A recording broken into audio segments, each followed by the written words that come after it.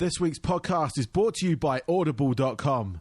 Get a free audiobook download and a 30-day free trial at audibletrial.com/DJ Force X. There are over 180,000 titles to choose from for your iPhone, Android, Kindle, or MP3 player. This episode of the DJ Force X podcast is proudly sponsored by Fixed. Fixed is a fan and artist-friendly independent record label that specializes in hybrid electronic rock. It's home to the likes of Celduella, Blue Starly, I Will Never Be the Same, Richie Nix, The Algorithm, Voicians, See the Akira, and a whole bunch more. Check out their latest label sampler for just $1 at their official store, fixedstore.com. That's FIXT store.com. Save 10% off your first order by using my coupon code FORCEX. That's FORCEX. They have loads of shirts, hoodies, stickers, posters, and many other accessories for all their artists, and this is available worldwide with fantastic international shipping rates to go with that. So head over to fixedstore.com and check them out. And don't forget, use my coupon code FORCEX.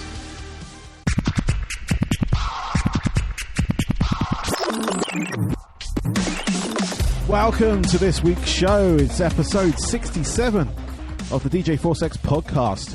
This week I have got Keith. He is the guitarist from the band Cypher Machine. They're a band based out here in Tampa. They caught my attention. I saw them play with Skin Dread, of all bands, at the State Theater in St Petersburg, Florida. Now, I caught up with Keith finally. We kind of been on and off trying to get something organized. We got postponed by the big storm that came through last year, and we could never sort of get it... get it together, if you will. But finally we did. They had a headline show at the local 662 down in St. Petersburg again. We managed to get into his car and do this interview, as crazy as that is, because the venue was a little noisy. I parked a couple of blocks down the road, and the venue didn't really have a backstage area, so we just kind of made do for what we are. So if you do hear traffic in the background or anything like that, that's why. But I've left it live, I've left it uncut, so we can just kind of go into it. Again, please rate and review if you enjoy this podcast. Rate and review on iTunes, that would be a great help for me. And even Stitcher or anywhere else you listen to it, if it's got a rating system, please knock it the 5 stars or whatever the rating is on that particular outlet. That would be fantastic. But that would help me. It would help the bands. It gets them kind of more coverage, if you will, on the iTunes system. Anyway, without much further ado, I bring you Keith from Cypher Machine. Enjoy.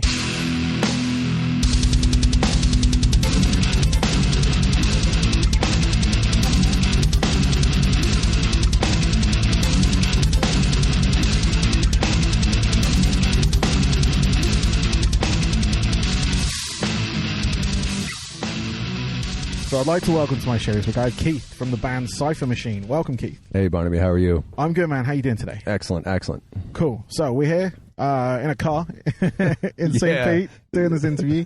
It's fantastic. Just before one of your shows at the local 662 venue. Local here. 662, yes, sir. Sweet. And it's the first time I've been in this venue. It's a fantastic venue. Small, but very cool. Yes. Yeah. No, it looks very cool. So, Cypher Machine.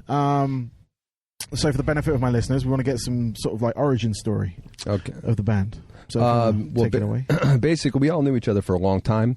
They had gotten together. Shelby and Mo and Scotty had kind of gotten together, and I'd gotten out of it. Long story short, and they kind of wrote me back in, and we kind of agreed. We all have done the band thing already. We've kind of agreed. We wanted to do something a little different, a little gnarly, that we really didn't know. We just had to get in a room and figure that out. Do you know what I mean? So basically, L.A., Lamont came in as the singer, and, well, we just jumped in a room, and it's literally what you hear is just kind of what comes out, and the 5 of us just go in there and do what we do. So there's no real rhyme or reason to what we do. We just kind of go in, and if it sounds good, then we just start contortioning and figuring it out, and then we craft it from there. Excellent. So what do you currently have available out there for people to listen to? We have a CD, 9 songs on that. We have 2 videos, one for Flick the Switch and one for the song called 9. You can find those on YouTube. And basically, you can get our music really anywhere. Amazon, Spotify. Most of the big sites out there, we have accounts set up. So pretty much any music purchasing site we are on. Excellent. Cool. So people can go check that out. Yes, sir. I'm going to play a couple of tracks on the show as well. So sweet. Mo sent me a couple over. So absolutely. So with obviously what you're doing right now, playing a couple of shows, what are your current plans for recording? How long ago did you actually release your last record? October. So this is your it's fresh out. Yes, sir. Sweet. It's totally fresh. We did the video for the 9 right simultaneously with the release of the CD. So it kind of all got a big push, and it's so far we've done pretty well. Awesome. Yeah, no, so the tracks I've heard have been great, and I've seen you live. We saw you at the Skindred show at State Theatre. That's when I first became aware of you guys as a sort of musical force here in Tampa. I was really impressed. And it's been a while since I've been trying to get this interview together. So I know. It's actually nice to have you here. Absolutely. in our Jeep Liberty. Yeah. The glamorous lifestyle. The glamorous life, yes. But yeah, we've been trying to link up for a while, and I'm glad we're finally linked up, and all is good, man. No, it's all good. And you've played with some pretty big bands. Obviously, I've just mentioned Skindred. Prior to us hitting record on this, you mentioned Nonpoint as well. Yes, sir. So what other sort of nominal bands have you guys played with so far in your... Nonpoint, 10 years. We've played with Skindred, your buddy Skindred. Head P, played with Head P several times. Gemini Syndrome, 9 Electric, Saliva. We've played with some pretty good bands and to some very good crowds, and people are very receptive. They seem very receptive to what we're doing, so it's very fun. Yeah, no, you made an impression on me when I saw you. Right on, so, thank you. And it was a solid bill as well. It was you guys and what are they called? Progressive Chemistry. Yes, and I believe Kokok Knockout, or no, that was the Defiant that was on Defiant. that. Yes, that was fantastic. Yeah, no, it was a solid bill. Me and my wife were there, and she was quite vocal on how much she liked you guys as well. Oh, cool, right on. That's all good. It's all good. It's always good. So where would you kind of pull your influences from as for yourself? For myself, I'm an 80s kid. I grew up in the 80s with all the very good music, very good guitar players. I'm more of a Testament Slayer kid, but I liked everything. Everybody else in the band is kind of very diverse. I like everything from jazz to blues to metal. But primarily, I'm a Slayer kid. That was my roots, and that's where I kind of came from. The rest of the guys are just all over the place. Shelby's a big War guy. L.A. is a big Jane's Addiction guy. Mo's a big Tool guy. Scotty's a big Tool. We all have just a bunch of and in the music. I think some of that comes out a little bit because we get a little kooky in some of this stuff, and we have a lot of influences that I think bleeds over into our music, and it's just that's how it comes out. Cool. So what are your plans? Obviously, you've got this record out. Obviously, play as many shows as you can. But are you looking to tour? Are you looking to sort of jump on maybe a support slot or anything like that? Is that something you kind of plan, or are you just sort of keeping it local? Well, no, we're going to start traveling. We're kind of hindered by the typical lifestyle issues. But basically what we're starting to do is we're going to start just getting out of the state, start hitting all the places, regionally, and then just start going from there. It's fun. Don't get me wrong. It's fun to play locally, but with kind of what we have, we feel we need to take it to anywhere we can take it. Yeah. So we would love to jump on a support with, any of the nationals, but we'll go it our own way if we have to. We'll just, we're going to start traveling and touring and just start taking little jaunts here and there to start getting out of the area and start spreading the love, if you will, Cool. So, sort of keeping it local, I'm relatively new to the Tampa area. Fantastic area. It is a lovely area. How would you describe the scene around here? There is a lot of strong bands. Very strong bands. And how is that in the sort of community spirit of having a scene? Well, because it was something I felt that there is a scene here that I've missed from being in the UK. We kind of had scenes here and there, but they kind of dissipated over time. I was just kind of wondering what it was like here. What was the sort of? It's very cool here because it's a very young area. You got colleges locally. There's all kinds of different music from jazz to metal to you name it. But as far as the metal bands, even in Florida.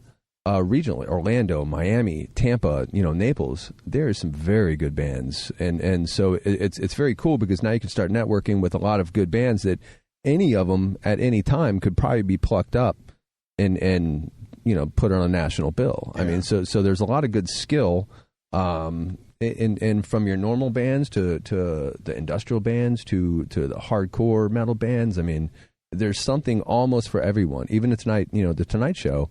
I mean, literally, there's something for everyone tonight. So it's very cool as far as the scene goes locally, because it's not a very backbiting scene where a lot of scenes, they get a little competitive and dudes get a little gnarly. This scene is not necessarily like that. Everybody kind of helps everybody out.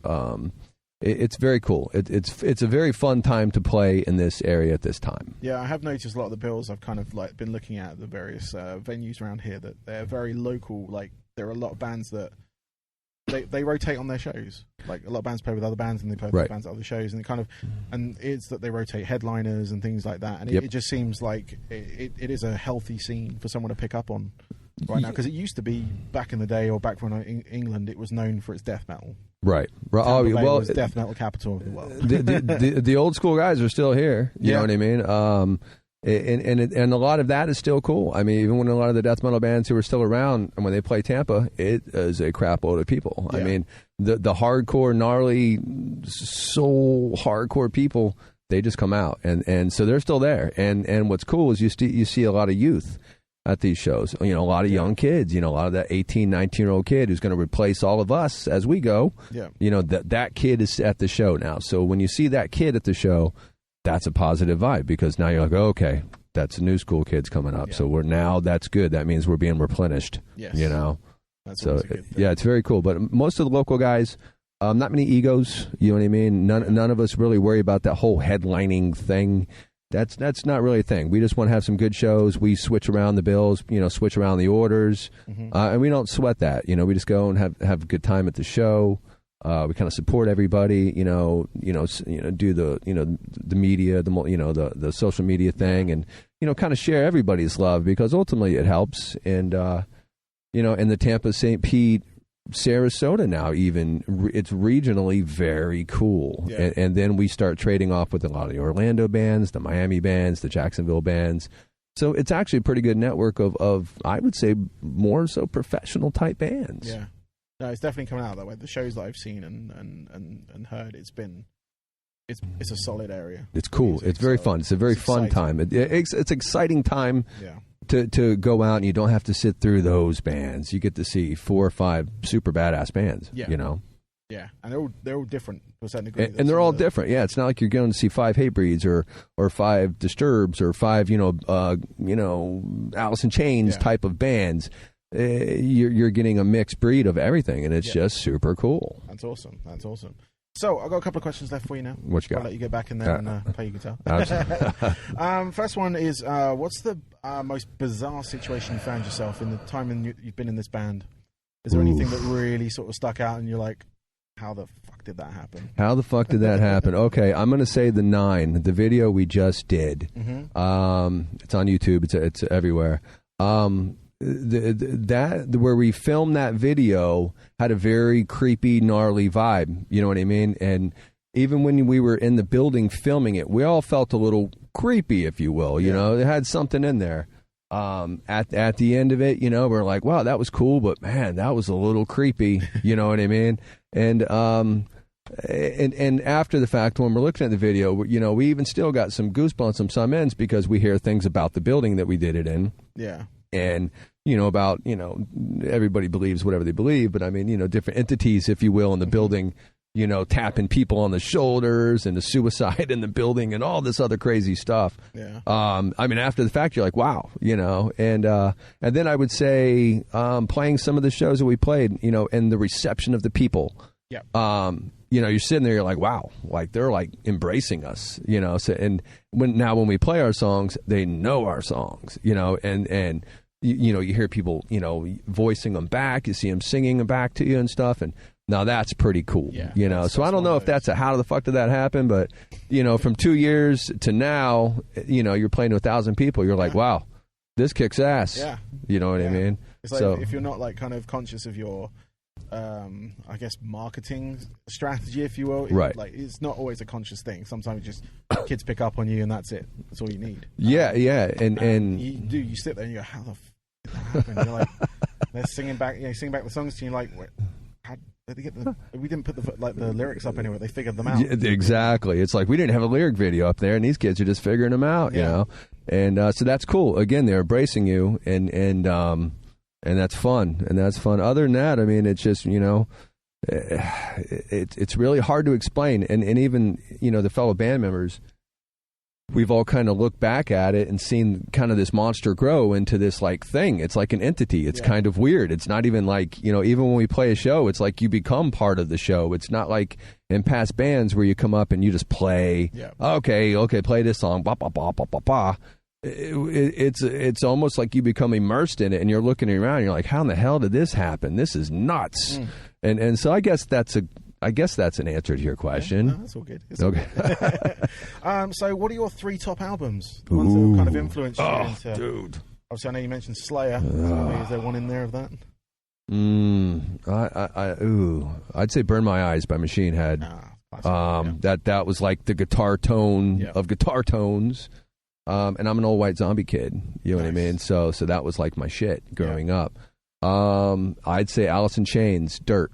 Nice. That's another one because I'm a big Jerry Control guy, and I love it. So all if I had a top 3, I guess it would be, you know, up in that realm. I mean, you know, that was some good time of music coming out. And I guess if I had to put a top 3 in, I would say Dirt and Machine Head and what was the other one I just said? White Zombie. Yeah, there you go. Yeah. Anything White Zombie was awesome. But Astro Creep just kicked ass in such a way to where it was just like, it was huge. Yeah. It was just, you know, when you heard it, you're like, holy shit. Yeah. You know, and that's, you know, so I got to say that those 3 are up there.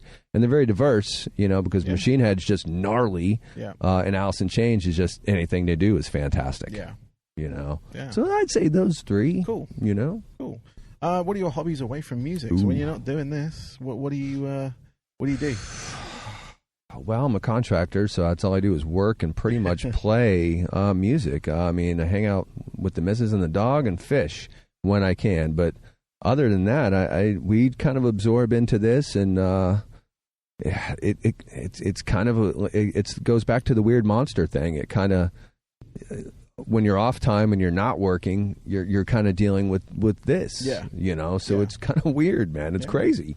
All right. And finally, where can people reach out to Cypher Machine? Where's the best place for them to... Any YouTube is fine. Reverb Nation is fine. www.machine... I got Machine Head on my brain, man. www.cyphermachineband.com. Okay. And that's our main website. You can buy merch through there. You can buy our stuff through there. You can buy basically anything through there. And if it's not on there, we'll send it to you. Cool. Otherwise, any of the YouTube, Cypher Machine YouTube, Cypher Machine Facebook, Reverb Nation, Spotify's, Amazon's. I mean, we really kind of go all over the place, and we've had a lot of stuff. And, you know, we've done pretty well on the sales, so we're actually kind of surprised on the sales as well, you know. Yeah. But yeah, those are the main sites you can go to, and you know, basically YouTube's for any of the videos. Yeah. And that's where we're at, and the shows, of course. Yes, the shows. So people keep an eye out on there. And Keith, thank you. Barnaby, you're the man. Thank you, sir. Finally got this done. In the Jeep Liberty in downtown St. Pete, looking at all the college kids. Yep. You know, it's all good. That's funny. All right, man. Well, thank you again, and good luck with tonight's show. Barnaby, thank you very much, sir. Cool, man. Thank you. Bye-bye. Bye.